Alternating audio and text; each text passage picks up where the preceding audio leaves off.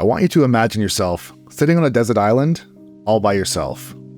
It's peaceful, it's calm, there's no distractions, there's nothing to worry about, there's no one to answer to, and you can do whatever you want. And for a lot of people, it sounds like bliss. It sounds like something that you might actually need for yourself. But then the sense of peace and infinite freedom turns into a feeling of loneliness and ultimately a horrifying feeling of isolation. And you start to say to yourself, I don't want to be here anymore. I don't want to be in this situation anymore. That peacefulness turns into anxiety. Then ultimately you realize that you're on this desert island, meaning that there's no escape and there's no one to turn to.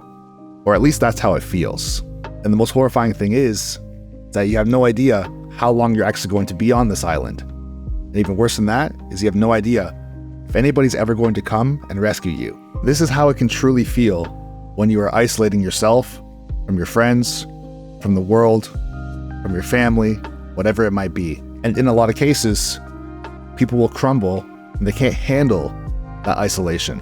And a lot of the times when we isolate ourselves, there's a reason for it.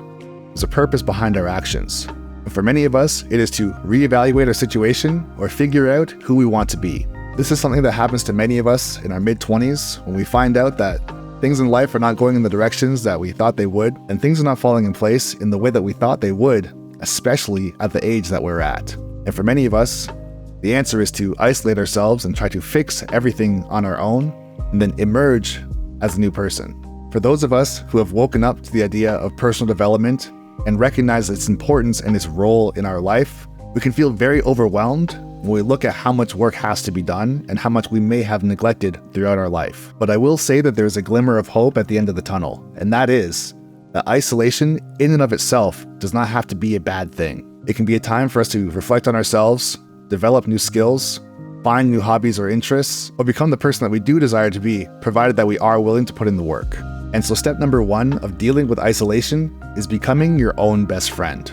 This is incredibly important because in order for you to feel loved, you must first love yourself. When you do have a tremendous amount of alone time, you want to try your absolute best to capitalize and use that time to level up yourself into the person that you want to become, but also someone that you would love to be friends with. Of course, this is working on your skill set or getting new hobbies, but it's also working on your personality, building up yourself in a way that you'd be proud to show it off to your friends and family. Maybe you're someone who struggles with having a bad temper, or maybe you're very shy, or you have social anxiety. If these are things that you've always wanted to work on, then take this time and become laser focused on developing these skills and mastering them. You want to take this time and turn it into productivity wherever you can, versus turning it into panic and self-deprecation. It's very easy to feel like we're drowning in our thoughts when we're by ourselves and dwelling on all the things that we don't like about ourselves. It is okay to address these things, but like I had mentioned, take the time to correct them. And this segues into step number 2, and that is make isolation an asset, not a liability. You got to get into the mindset of, if I'm by myself, this is a great opportunity to work on myself. You want to try your absolute best to avoid the mindset of, I can't wait to escape this. I need to get out of this situation because I can't handle being alone with my thoughts. But instead, you should have the mindset of making your thoughts work for you. Your thoughts are just a suggestion, and you don't have to take all of them.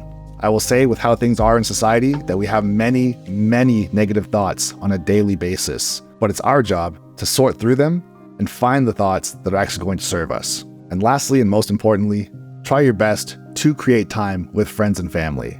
Of course, never underestimate the power of reaching out first. And this isn't to cry for help. This is trying to strike a balance and allowing ourselves to have somebody to bounce our ideas off of. With the way that the world is right now, so many people are feeling so incredibly disconnected that in a lot of cases, they are dying for someone to reach out to them. And you never know. Just by making the first move, you could be the person that's helping somebody else escape their isolation.